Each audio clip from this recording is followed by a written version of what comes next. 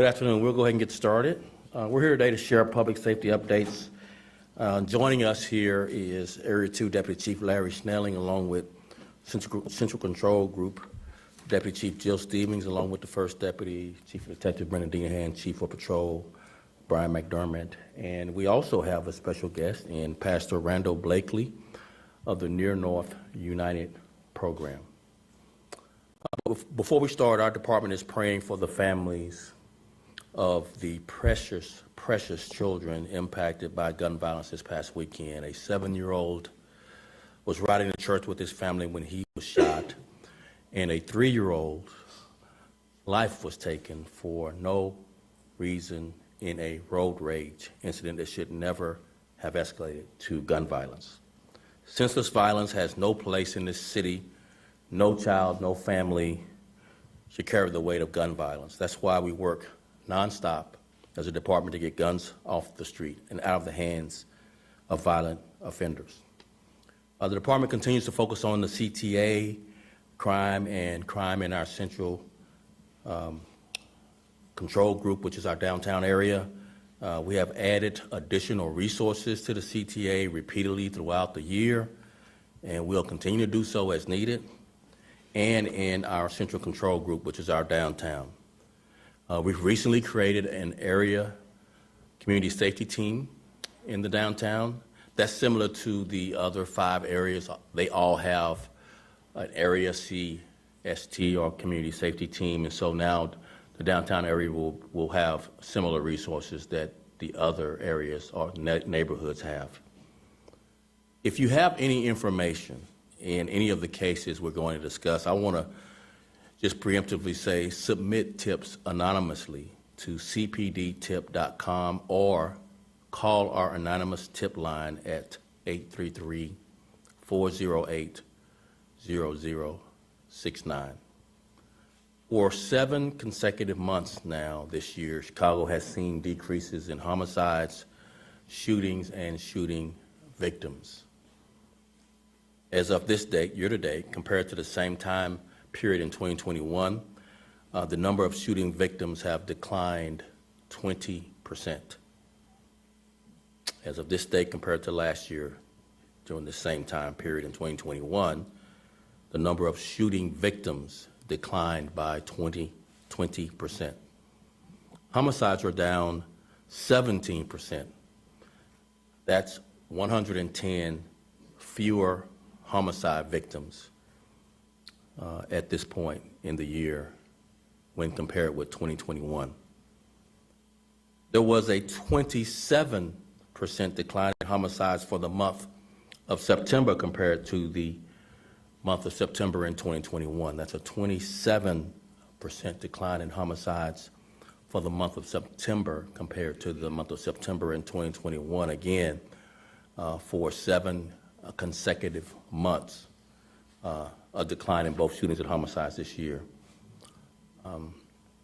Shootings incidents were down 23% for the month of September compared to the same month in 2021. We have focused our resources on the areas that account for the majority of the crime. We call those our top 55 beats, which account for over 50% of the crime in this city. And in those areas, primarily on the south and west sides, homicides have fallen 25%, more than what's falling in the citywide numbers. And shootings in those areas that we focused on, the top 55 beats, have declined 29%.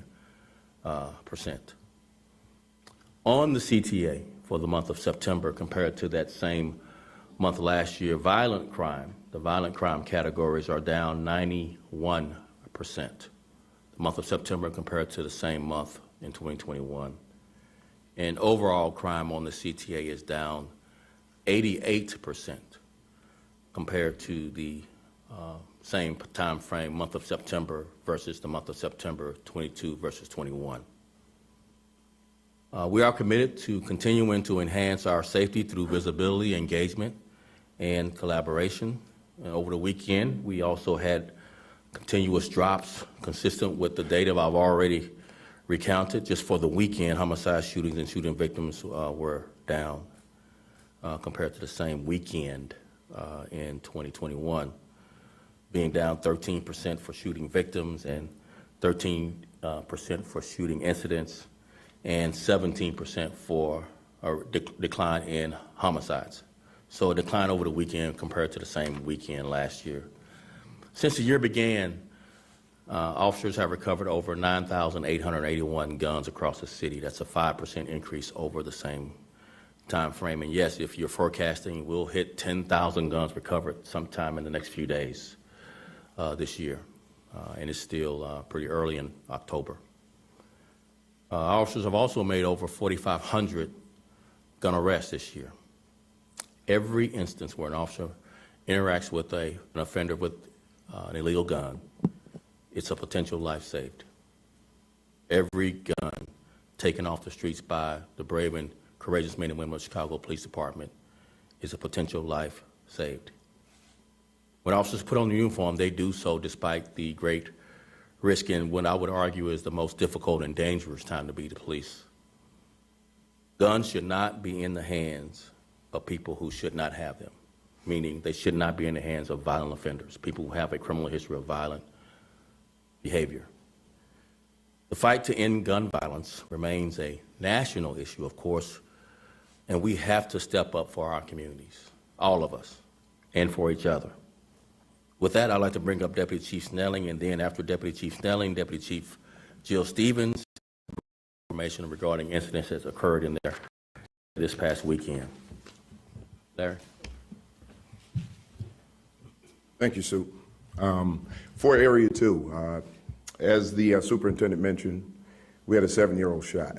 I spoke about it yesterday. Very tragic incident. What I can tell you about it is at approximately 11:21,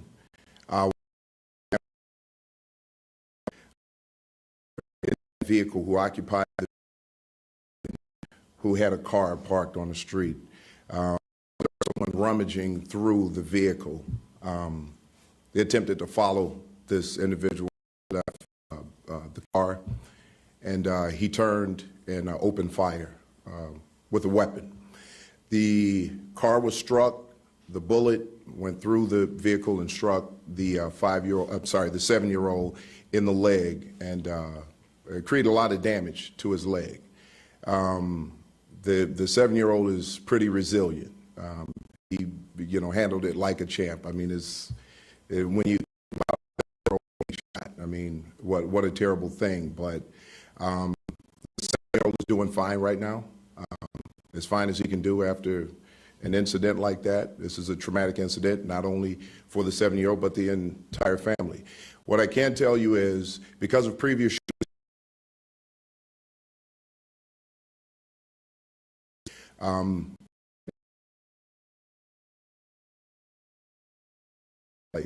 our officers were out there, and they were immediately able to apprehend and take him into custody. He is now in custody.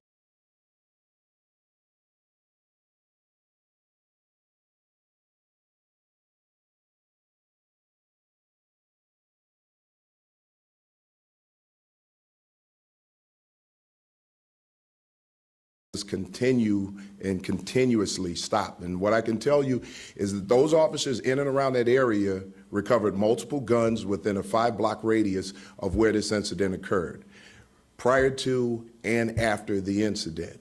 So the officers are working diligently out there to try to keep the streets as safe as possible. What I would ask is that the community understand that the police can't just do this alone. Right? We need to partner up with the community, and the community needs to support in order for these officers to continue to do the job that they're doing. Right? Because if we have that backup and we have that partnership, it helps. And that being said, I'd like to acknowledge Joyce Chapman, who this weekend had a peace walk. She coordinated a peace walk out in Altgale Gardens. And the work of one of our community partners, Jennifer Edwards. She's throughout the community dealing with the businesses, trying to make sure that the streets are safe, and she works closely with us to get that done. So please keep the family in your prayers, and keep our officers in your prayers also.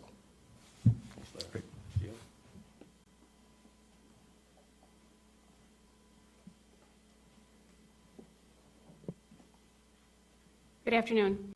On Sunday morning, just after 5 a.m., there was a police-involved shooting in the 18th district. The officers were on routine patrol in the area of West Blackhawk when they were flagged down by some concerned citizens. The concerned citizens relayed to them that a male offender had a gun and pointed it at them, and he was still in the area.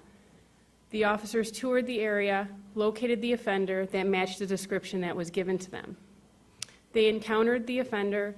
Shots were fired at and by the police. The offender was struck, and he succumbed from his injuries. A firearm was recovered at the scene.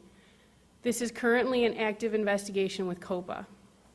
Approximately 20 minutes after this incident, 18th District officers received a call of a person shot at Division and Orleans, which is in close proximity of the first incident.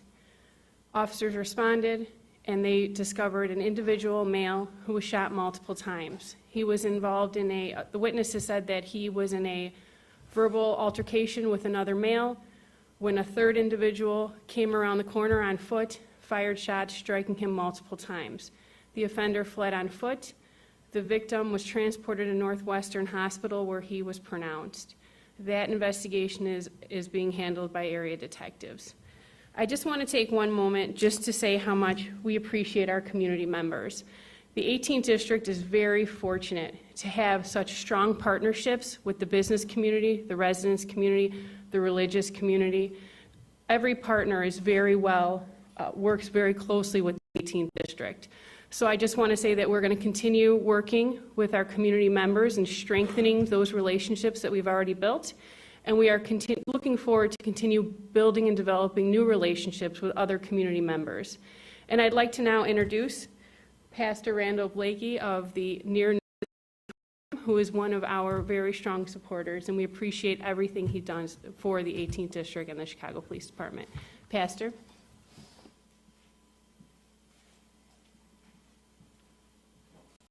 Thank you, Deputy Chief Stevens. Thank you, Superintendent, for having me today. As was mentioned, my name is Randall K. Blakey. I serve as the Executive Pastor of LaSalle Street Church and the Executive Director of the Volunteer Executive Director of the Near North Unity Program. The Near North Unity Program has as its mission to connect and convene residents and stakeholders in our diverse community, enhances growth, and improve the quality of life for all being the operative word. With that said, the community has a responsibility, as does a CPD has a responsibility to create these strong relationships. The faith community, however, has an obligation. We have an obligation to be the thermostat for any community that we exist in, and that's exactly what we've done in the 18th District. We work in 4 primary areas: in youth and families, safety, employment, and land use and development. In our safety element, we started back when Commander Devereaux was the commander in 18. We started what is now known as Coffee with the Commander. This is an informal opportunity for members of our community to have or to put faces with names of all of the officers, the commanders, the chiefs, the captains, the sergeants in our community.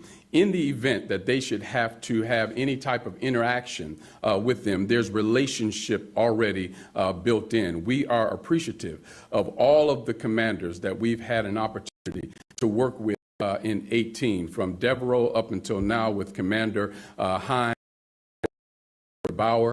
Commander Bauer, a very a pure gentleman, can't speak highly enough about him. We also work with Commander Stevens and O'Shea and a number of other commanders who have been in 18 doing the work to support the work of building relationships with our community.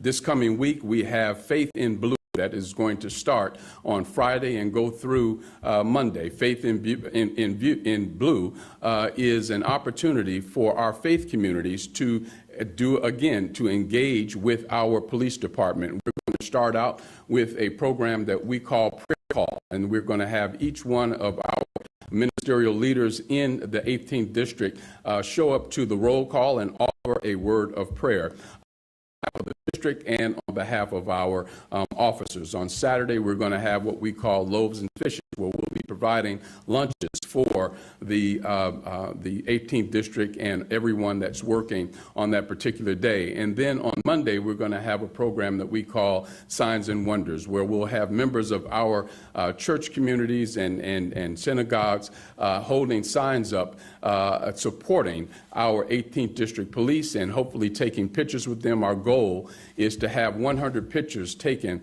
with police that day and to post those pictures on the CAPS 18 Twitter page. So I can't speak highly enough about the importance of communities and faith communities in particular having good and effective and excellent relationship with the police department. It only helps to build camaraderie within the community, and it helps, I believe it was Chief Snelling, it only helps to build a level of communication we live in, also the city of Chicago. Thank you very much. Before I take a few questions, I just wanted to continue to highlight and acknowledge the hard work of our Chicago police officers this year. So I've been really comparing our homicide declines to 2021, but we're also seeing 2022 compared with 2016 being lower at this point in the year, as well as lower than 2017. So homicides were down compared to 2021, compared to 2020, compared to 2017. Our work is never done. One crime is one too many. But we do want to acknowledge the hard, dedicated, and committed work of our Chicago police. Such at work takes such bravery and courage doing what is, again, the most difficult and dangerous time to be a police officer in this country. So with that, we'll start taking any questions. With regard to guns coming off the street, what's the process for tracking and tracing them? Sure. Or are they coming from different places? Sure. I'm going to have Chief Deanahan come up. I'm going to start the answer, and then I'm going to have Chief Deanahan come up. So we take an extraordinary amount of guns off the streets here in Chicago, and we trace more guns here than we do anywhere in the country. I'll say that again. Chicago traces and tracks more guns than any other city in the country, consistently. And we recover more illegal guns than both New York PD and LAPD combined. So it is a significant challenge of ours to trace crime guns specifically. And I'll turn over for Brendan, Chief Deanahan, to expand on this issue, this topic. All right, thanks, boss. So to answer your question, it's not just Chicago, but it's a little bit more complicated than it even seems. But all these guns are coming in, and yes, we have a process in place where we take the information and we actually work with our federal partners, and it's something we're doing right now to kind of do a study on where have all these guns come from. Specifically, are they coming from in Illinois or outside of Illinois? And that's something we're actually in the process of. So I don't want to give the information out until it comes. But as the superintendent mentioned, it's just remarkable that how many guns are here and that the officers are constantly taking them off the street on a daily basis, as both the deputy chiefs mentioned. Hi, Casey Cronus with Fox 32. Can you confirm the officer-involved shooting, the other shooting where the man was killed in the same area, those were not connected? They were not connected according to our information at this point. And then any leads on the suspect in the other shooting incident that left that one man dead around the same time? Yeah, Jill, you have any further comment on leads, or you or Brendan? Not at this time. As soon as we have an update, we'll certainly share it with you. Good afternoon, Superintendent Michelle Gallardo with ABC 7. You referred to, of course, the shootings involving both the 7-year-old and the 3-year-old over the weekend, and I appreciate that there's been an arrest, of course, in the case of the 7-year-old. We know those charges are pending, but I'm wondering if you can update us as to the investigation into the killing of the 3-year-old boy, Mateo Sastro. And just if you would like to elaborate any further on, obviously, just the number of juveniles that are falling victim to gun violence in the city of Chicago. I believe it's over 280 so far this year. Yeah, so first I would say any young person or anyone of any age